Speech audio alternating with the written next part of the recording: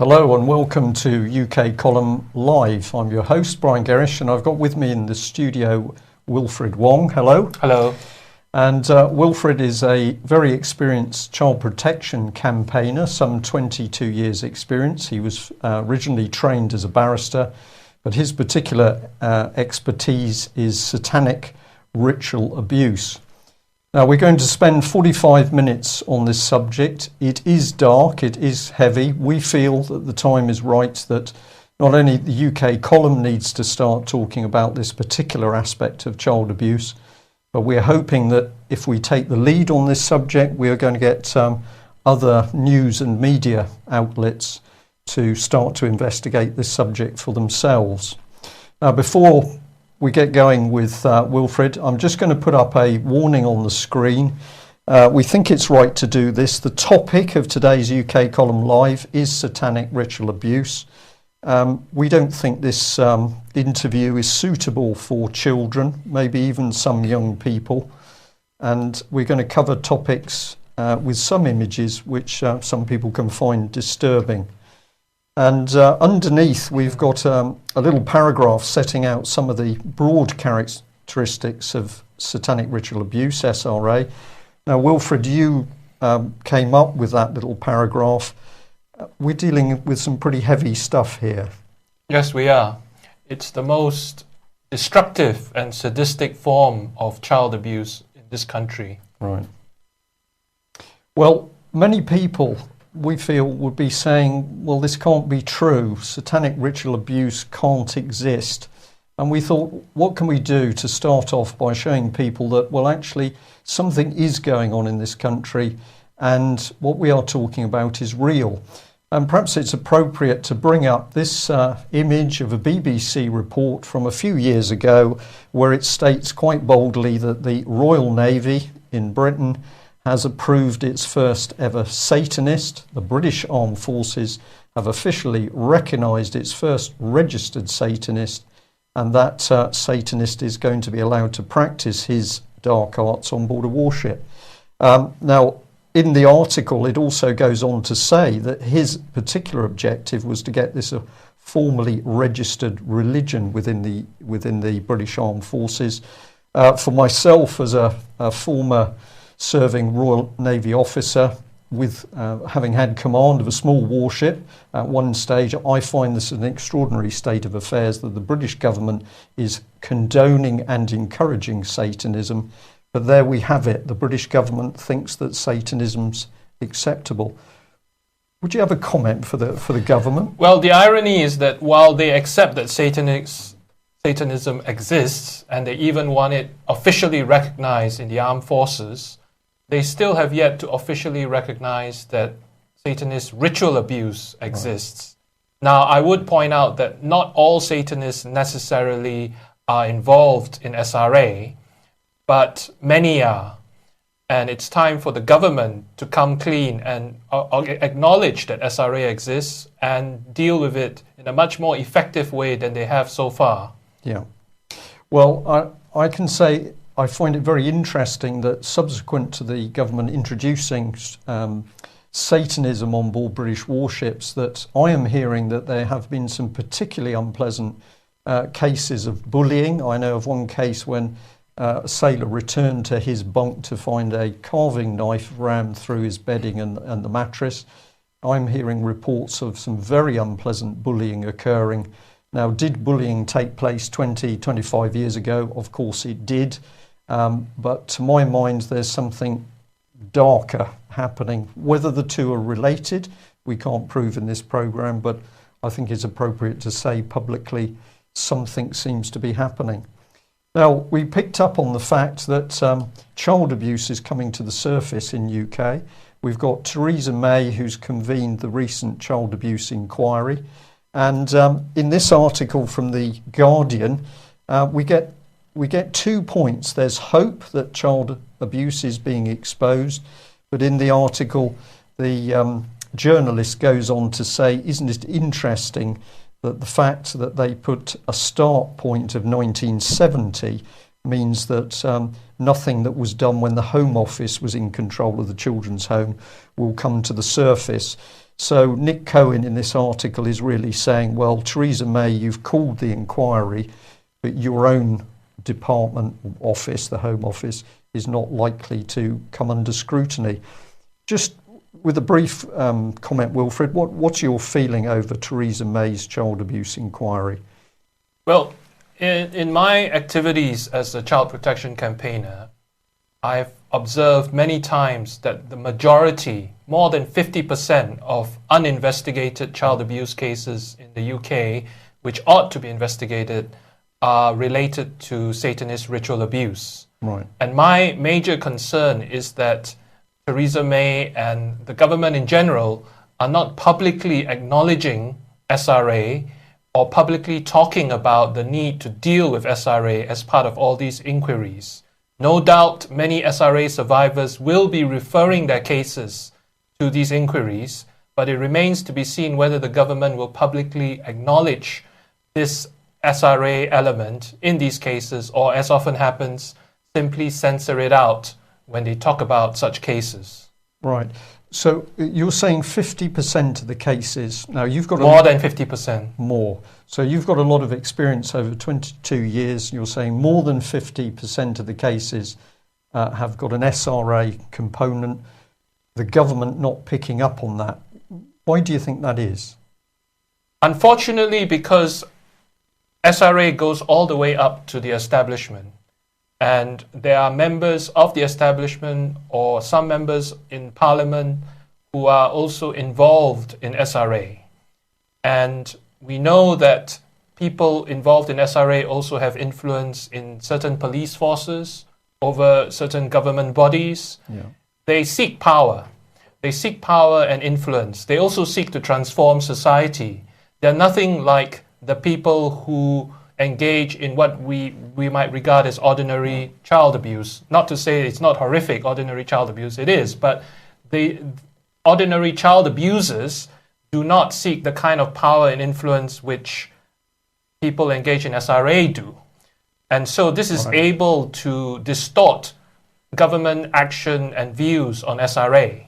The media are also part of the problem because they're not identifying SRA as they should and pressuring the government to deal with this issue.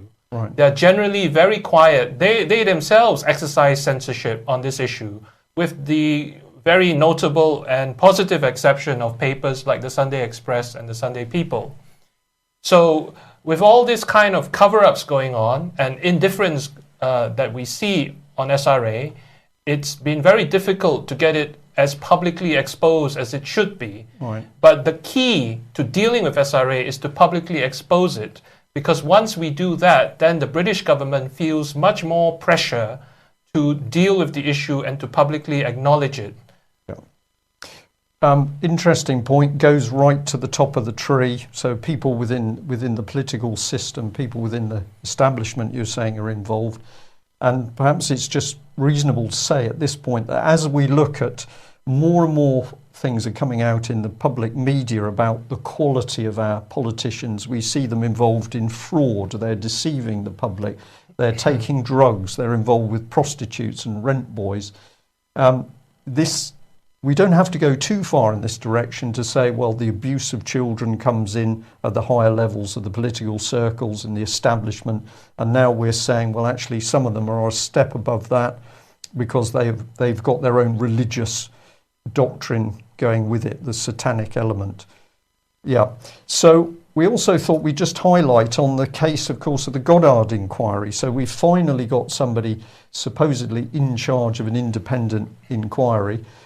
We did a little bit of work over the last few days about what was happening around Ms. Goddard. If we can just bring that on screen, there we are. What we found interesting was, although we're told this is an independent inquiry, Justice Goddard is surrounded by staff who are actually still in the employment of the Home Secretary.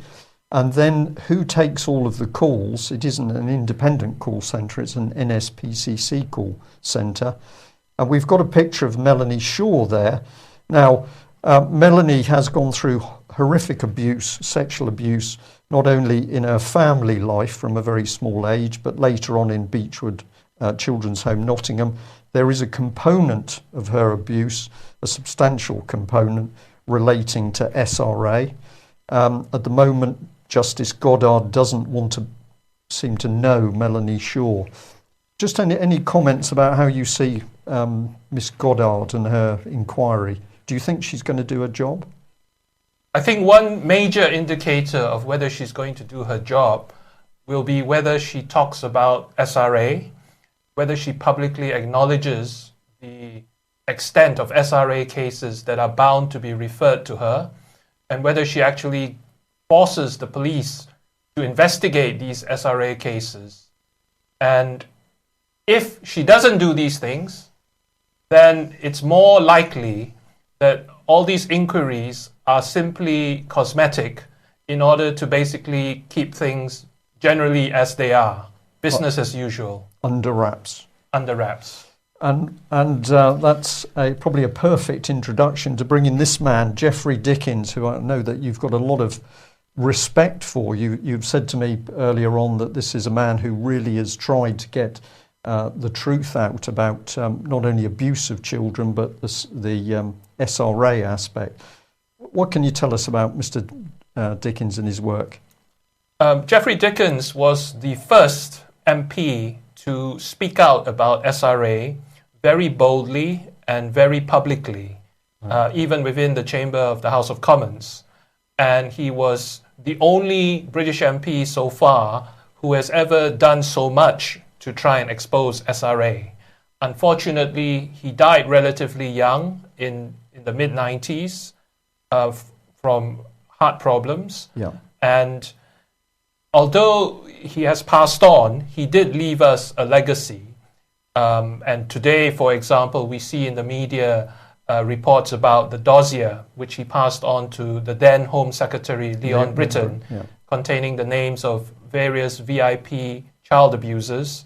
And I have no doubt whatsoever that those names include names of VIPs involved in SRA, because Geoffrey Dickens was very much involved in exposing SRA. He's bound to have had that information and had it in the dossier. And that's another reason why the authorities have worked so hard to suppress that dossier, because the authorities often do more to cover up SRA than to help expose it. Yeah. Well, one of the things which was pointed out in this particular article was that his home was his office and his home was broken into at least twice when he was attempting to expose what was going on. Was that coincidental? We don't know, but we just thought we'd flag it up. It does seem to be an amazing coincidence. Were people after the evidence that he held? Were they trying to remove it?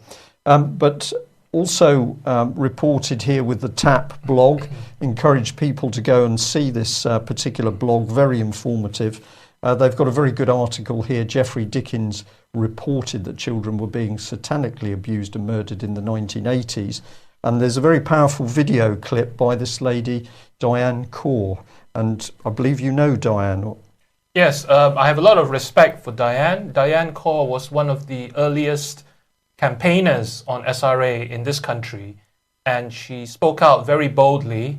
Unfortunately, as often happens with such people, she received a lot of death threats, and a charity shop she ran was even firebombed by the Satanists. Right. But it shows you the extent that people go to try and suppress any publicity about SRA. If there's nothing to SRA, as the skeptics claim, why do people go to such lengths to suppress all public exposure of SRA, including the use of violence and death threats? Well, on that subject, we'll probably bring this man in straight away, because we've got the MP, Mr. Danzuk, and of course he specifically said the night before his appearance at the committee concerning the Geoffrey Dickens dossier, he had an encounter with the Honourable Learned Member for Harborough, Sir Edward Garnier, who, well, in his own words, said Mr. Danzuk said after the 10 p.m. vote, he drew me to one side outside the chamber and warned me to think very carefully about what I was going to say the following day. What an incredible statement. We've labelled this challenging Lord Britain on child abuse would not be a wise move. Now, was that a threat? Was it a veiled threat? I would regard it as a threat, but the minimum is a veiled threat. That seems to agree with your statement that they desire to keep this stuff under wraps. Yes, the great lengths they will go to, including the use of threats and sometimes the use of violence, shows you that this is not just about a disagreement over the existence of SRA. This is about a full-blown attempt to suppress any publicity exposing SRA. And what it's about. Well, let's come on to a particularly serious and dark subject, and that's, of course, Jimmy Savile. And the advantage, if I can put it that way, of Jimmy Savile, of course, is that a lot of material's now been revealed and a lot's been published about him. If I just bring up a couple of these on screen, we've got the Express here stating very clearly Jimmy Savile was part of a satanic ring. The perverted star wore a hooded robe and mask as he abused a terrified victim in a candlelit basement. There's a lot of detail in this particular article. We've got more from the Express here. Charities claim that satanic abuse of children is rife. And within that report, it said this. So this is a November 2014 report. One campaigner said that he'd heard of babies being born but never registered. And some of these babies are being killed. So this is pretty powerful stuff. It's a common characteristic of SRA to have babies born and not register them and then use them for sacrifice, ritual sacrifice. So it is part of their belief system, and it commonly comes up in SRA cases. We're talking about sexual abuse, but we're also talking about murder. Right. I'm going to say that a few years ago, I had a call from a gentleman from Cumbria, and we were talking about just matters spiritual, biblically based. But towards the end of the conversation, he said to me very casually, he said, "Brian, you've been talking about the abuse of children. Are you aware about the satanic aspect?" And at that time, I said to him, "Absolutely not. I haven't encountered that." And he then talked about a lady working with a charity, at the time, middle-aged lady working with a little group of other ladies of a similar age. And he said what they were doing was trying to rescue the girls who were actually having the babies, breeding the babies for use by these cults. And sometime later, I was able to have, I think it was about a 3.5-hour conversation with this particular lady, where she told me what at that time was just incredible. It was incredible to hear. I believed what she was saying to me, but I had never come into contact with this sort of thing before. But that lady was saying from first-hand experience, yes, girls, and very young girls, were being used to breed children. Yes, they are often referred to as brood mares, and I've met some of these girls myself, and they are used to give birth to these unregistered babies, who are then used for sacrifice. But another method that the Satanists may use is to forcibly abort one of these brood mares and then use the aborted child as a sacrifice to the devil. And so these are commonly practiced by the Satanists who are engaged in SRA. It's been going on for years. It's not a recent phenomenon. It's been going on for at least decades. And yet so little has been done to try and stop this. Yeah. And clearly, with this going on, it needs to be stopped. Now, a major case that had a very substantial satanic ritual abuse element to it is, in fact, the Holly Gregg case. And, of course, in trying to get justice for Holly Gregg, Robert Greene ends up imprisoned twice. But this is an important aspect. This case, choosing my words very carefully, it's not just ordinary child abuse, to use that description, which is not a very kind description, but we're trying to differentiate here between abuse of children in a sexual sense as opposed to this satanic ritual abuse. Significant element in this case of SRA. Yes, definitely. In fact, Robert Greene and I had a long interview with Anne Gregg, the mother of Holly, and Holly Gregg present, and the SRA in the case was described, including the ritual sacrifice of adult male, which Holly was then forced to eat part of the sacrifice. And this is common in SRA, that the people present at the meeting will eat part of the sacrificial victim. And another time when Holly witnessed the sacrifice of a dog, another ritual sacrifice where afterwards she was forced to drink the blood of the dog. We're not talking about ordinary child abuse here. We're talking about Satanist ritual abuse.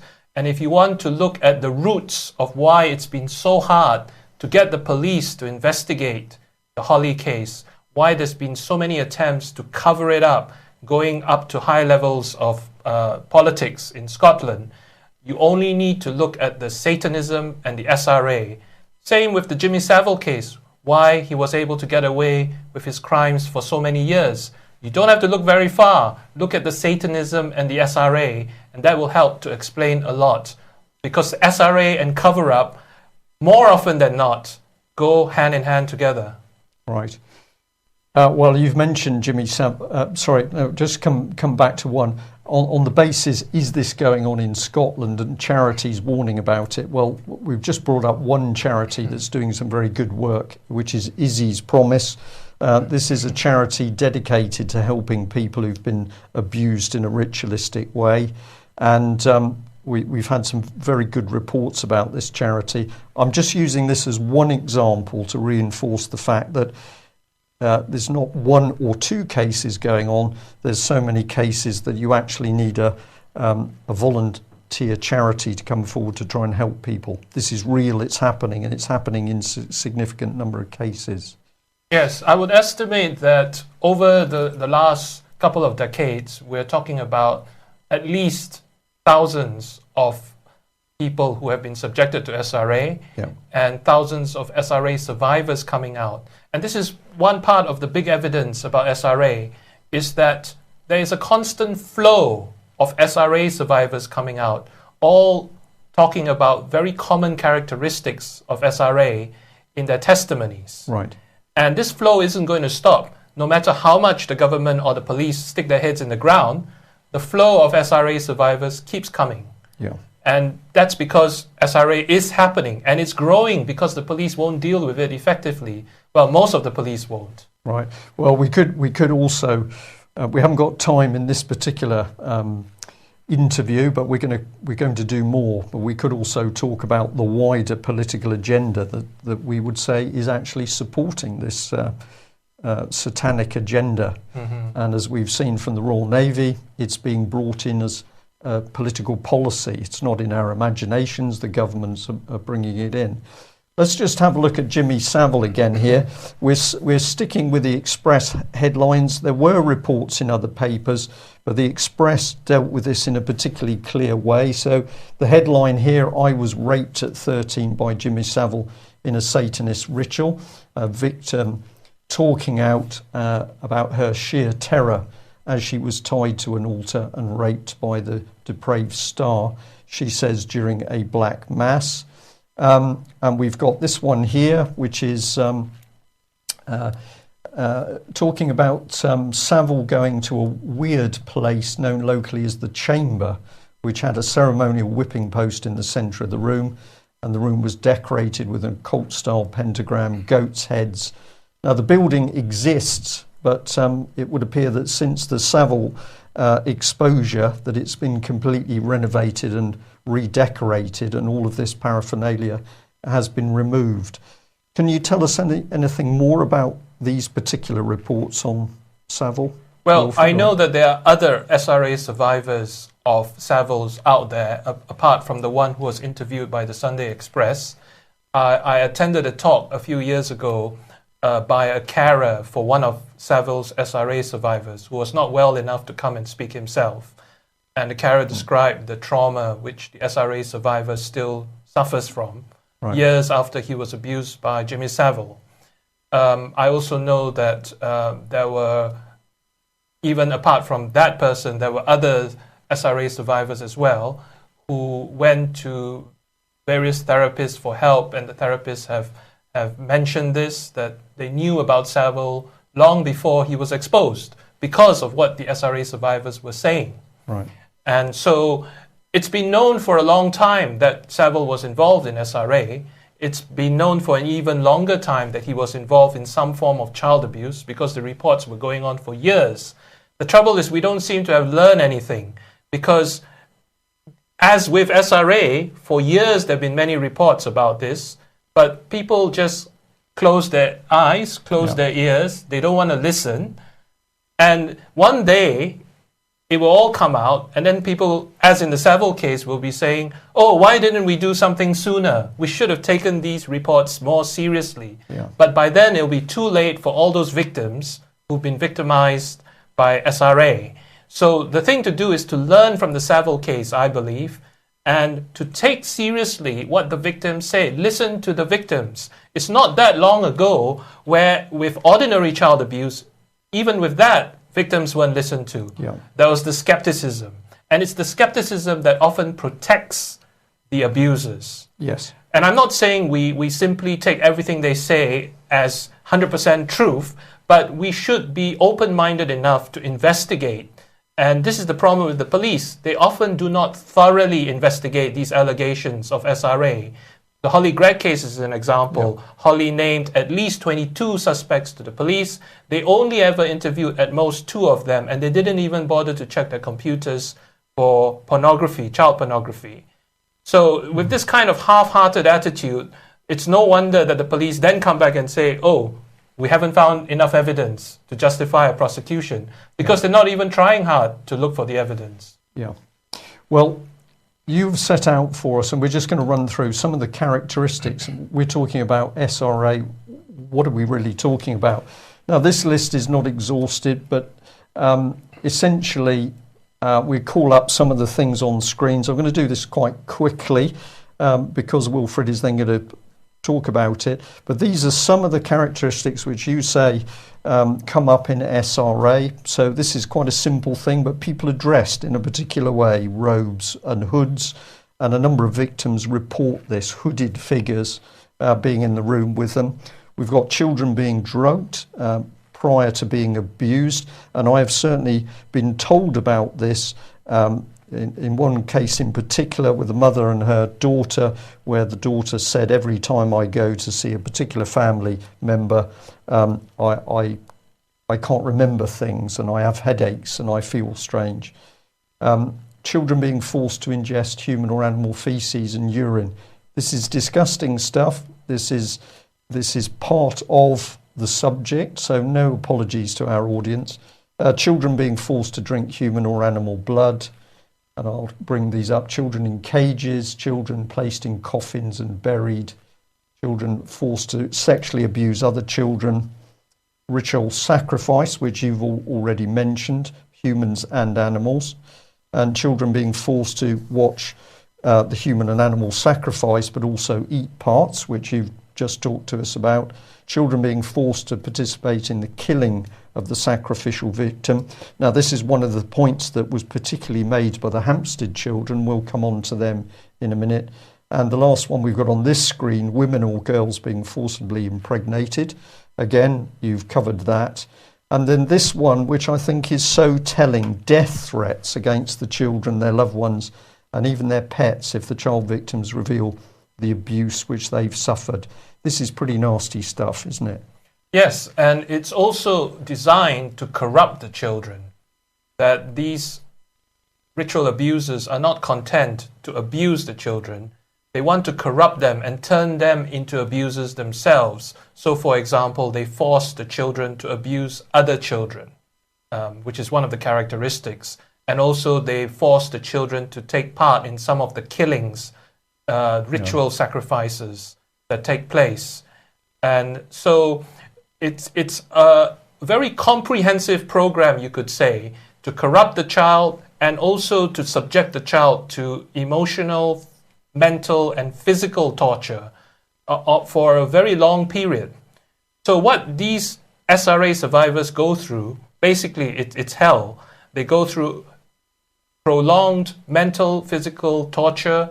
They go through this series of practices which are designed to corrupt them and turn them into abusers themselves. Yeah. And they go through being victimized repeatedly by the ritual abusers. So it's no wonder that many of them, at the end of all this, are very damaged and need a lot of help. But when the skeptics come out and say, oh no, SRA doesn't exist, what they're doing is actually secondary abuse. On top of all that they've suffered, then they have these skeptics coming out saying, oh no, what you're saying is just imaginary or lies, doesn't exist. How do you think they feel at the end of all that when they finally have the courage to speak out about what they've suffered? Yeah. And then they're being poo-pooed by some journalists or other people in the media. So this, we need to try and stand in their shoes, as hard as it may be, how awful it is for them. I'm nodding because I have to say we've experienced this ourselves. We've spent considerable time with some of the victims of child abuse, and we have come into contact with SRA victims, and it's deeply hurting when people start attacking the victims again. You're not telling the truth, you're doing this. It's really quite offensive. But that's life, and it's one of the things we've got to get over in talking about the subject.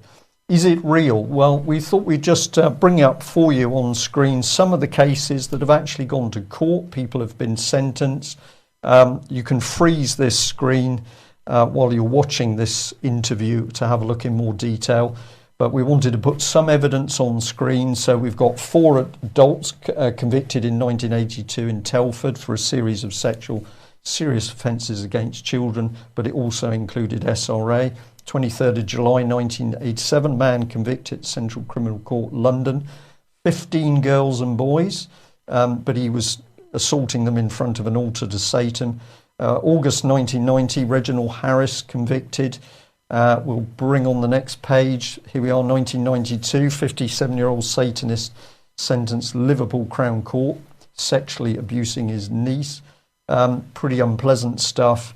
2011, Colin Batley, leader of a Satanist coven, Swansea Crown Court. There was a whole family involved in that case. And finally, we've got a case in Cornwall, and we just bring that one up on screen as it was reported in the Independent, because one of the things is the judge says in this case not only how horrific the abuse was, but the damage, the immense damage on the victims. But we're not making this up. These are the cases going through courts actually talking about satanic abuse. Well, they were successfully prosecuted. The ritual abusers were convicted and sent off to prison. I would emphasize 2 things, though. For every one case that is successfully prosecuted in the UK, there are dozens, if not more than dozens, of other cases of SRA which remain uninvestigated.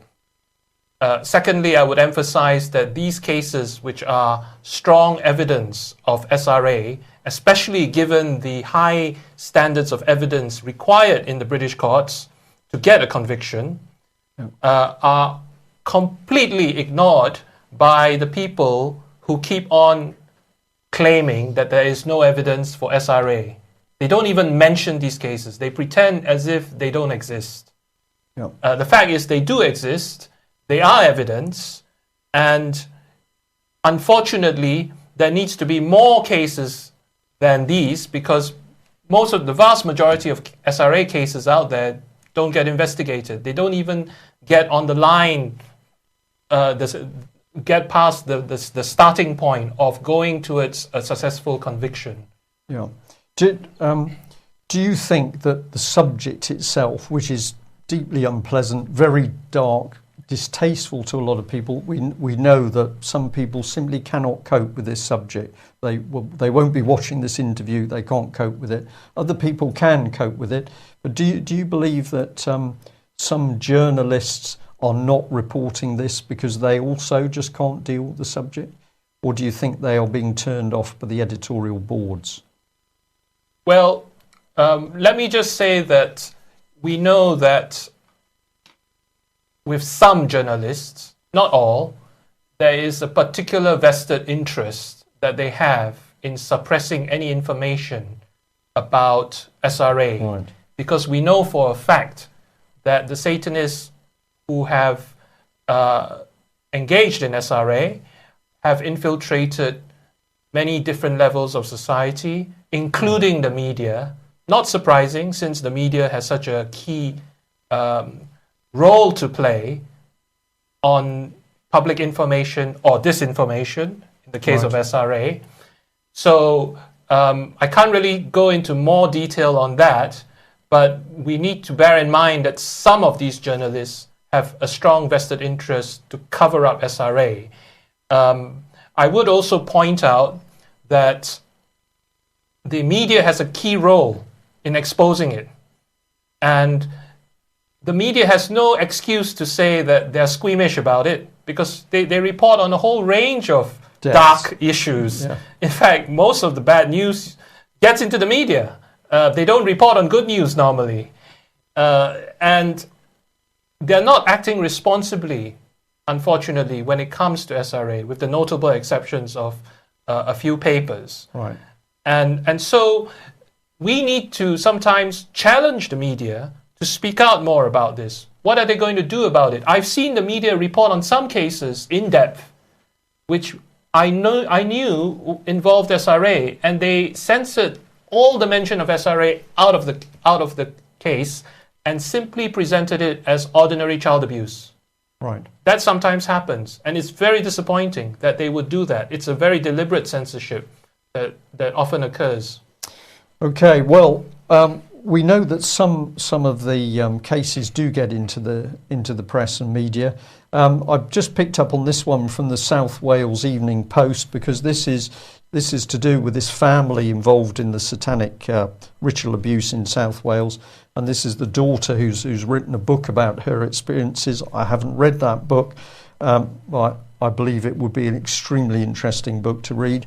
We've got Angifan here. I hope I pronounced that properly. But talking about SRA, not in this country, but in Australia. This is not a phenomenon just for one country in the world. It follows a pattern in other countries. And even Russia Today picking up on the fact that a particular bishop had been naming the late Tory Enoch Powell with regard to child sex abuse with a satanic background. Now, I don't know anything about that particular case. We're simply putting up these reports to say that people are talking about it. But of course, a major case that hit the headlines fairly recently was the Hampstead satanic abuse case, with these two young children coming forward and saying to camera what they'd experienced. What has happened? Let's just have a look at how this thing has gone, because those children told their story. Here's the headline from the Telegraph. The mother, who actually went to social services saying, my children have been abused within a satanic environment. She wanted help from social services. Here's the Telegraph's headline. Evil mother tortured her own children into telling police their father was the leader of a satanic cult. And then if we follow that through, really, the BBC then said, well, let's interview the father. So the man who the children accused, very, very clearly in a video where they were describing all sorts of things they couldn't possibly have known about of young children, the BBC says, we'll have that man on and interview him. Well, they didn't tell the audience, of course, he's an actor. Now, the case has happened, and according to the case, this gentleman is not guilty of any crime, but the mother is apparently guilty of... Is this the way that the media and the state deal with these cases? It's almost like it's been twisted 180 degrees from the truth. Yes, it's basically a spin that's been put on this. Unfortunately, she's not the first mother to try and expose SRA against her children, who's ended up losing her children as a result. Yeah. There are many mothers in this country who have tried to expose SRA against their children, and then were accused of making it up, accused of being not good for their children's welfare, and having their children taken away. Yes. It's a recurring pattern. It's a kind of like a tactic used to suppress SRA from being exposed and to protect people engaged in SRA. I do not know whether the husband of this lady was involved in SRA or not, but at the very least, the police should not have prejudged her, and the media should not have prejudged her, and they should have thoroughly investigated the children's allegations, which they didn't do. As was the case with Holly Gregg, of course. We've got a pattern. Exactly. We've always got a pattern of no investigation equals no crime. Yeah, no thorough investigation.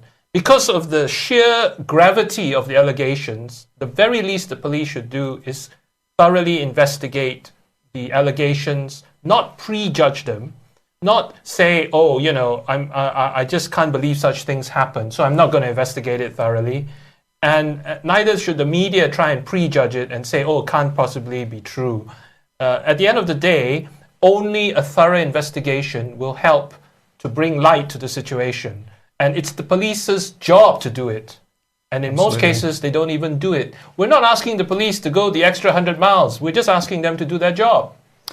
To do their job, and of course, failure to investigate a crime is a criminal act in itself. So in not investigating what has been reported as a crime, that's a criminal act by the police. Mm-hmm. But interestingly enough, with Hampstead, we know that certain police officers did take the right action, and reports were made to the Metropolitan Police's Satanic Ritual Abuse Unit. And what did that produce? Well, it produced no help for the family, but it did produce threats and intimidation amongst Metropolitan Police officers. And we know this because we were with officers who were aware of what was going on. And they said basically police officers were being threatened very clearly, how do we put this, to get your snout out of the Hampstead case. So for me, this case was very real. What the children said as very young children was very credible. I personally met the mother. I believe what that lady had to say. I met her partner. I think the correct description is a bit of a rough diamond. Do I believe what he said? Absolutely. And yet it's been twisted round. Mother, evil torturer of her children, and her partner, who helped stand up to say, what is going on here? Both of these two vilified in the press. I think the Hampstead case very significant because of its connections into high level of the political system. That's what I've been told. Yes, well, it has so many common traits in SRA cases, including the police being told to stand down on the case, which is also very common. Yeah. And we suspect may have been the case with the Holly Gregg case as well. There are some honest, sincere police, thankfully, who do try to work on these cases and do their job, but in many cases, they are told by other officers, often higher-ranking officers, to stand down. Stand down, yeah. So it is a problem. I remember reading a news report not long ago that 40 police officers wanted to speak out about child abuse cover-ups that they had experienced in the course of their careers, but were being prevented from doing so. So there's a lot of this going on, and we need to basically expose it for the sake of the children. And we need to back up the police who are trying to do the right things. Yes, definitely. Many of them very brave men and women. They're trying to speak out in quite dangerous circumstances in some cases. Yes. But if physical threats are one way of closing down, of course this is the other, because this is a common tactic. Satanic child abuse claims are almost certainly based on false memories. So in come the psychiatrists, psychologists. Oh, this is all nonsense. It's all based on pretty extreme Christians is often part of the attack, and it's false memory syndrome. What would you say to a paper like The Guardian that says, well, actually, the Hampstead children were on camera. They described parts of people's bodies in great detail that they couldn't possibly have known. They talk about sexual practices and other practices they couldn't read in a book. What do you say when the Guardian says, well, this is all sort of false memory syndrome? Well, there are a number of things to say. Many children on both sides of the Atlantic, in the UK and in America, and in parts of Europe as well, have described what the Hampstead SRA case children said. Same kind of characteristics, same kind of abuse. Yeah. They are not making it up, because how can they? How can they all be colluding with each other across the Atlantic to make up these stories? Where are they getting it from? Where are they getting all these very unusual and very horrific details from? Some people will try and suggest horror videos, but there are very few, if any, horror videos that actually go into detail on SRA issues. So it's something that's even harder to believe, that all these children are just making it up, because these are not the only children who have said such things. There are many children over the years who've been saying these things. Another thing I would point out is that there's no hard scientific evidence to back up the claim about false memories.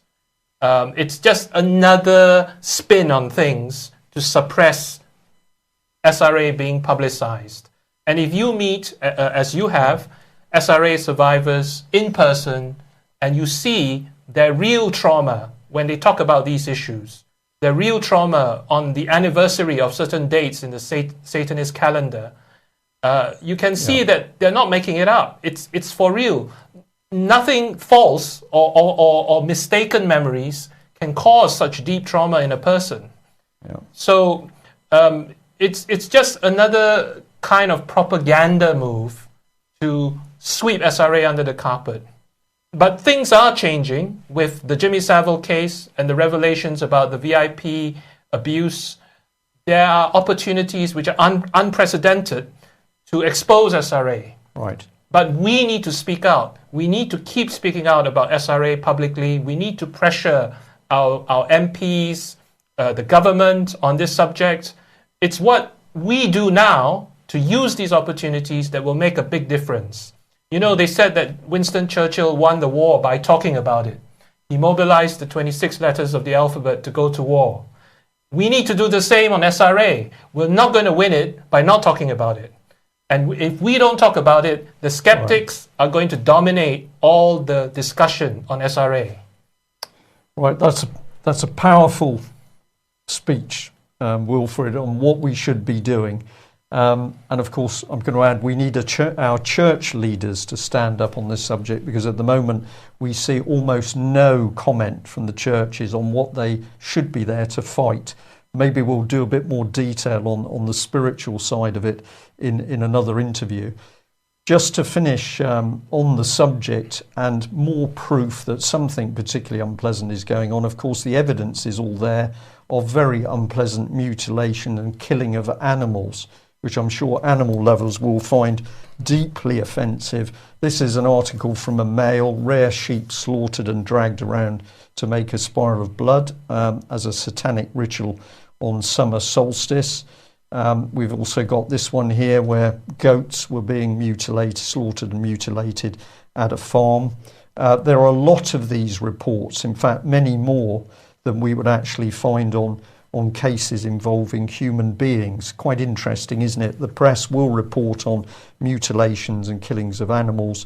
They're a lot more reticent in talking about children.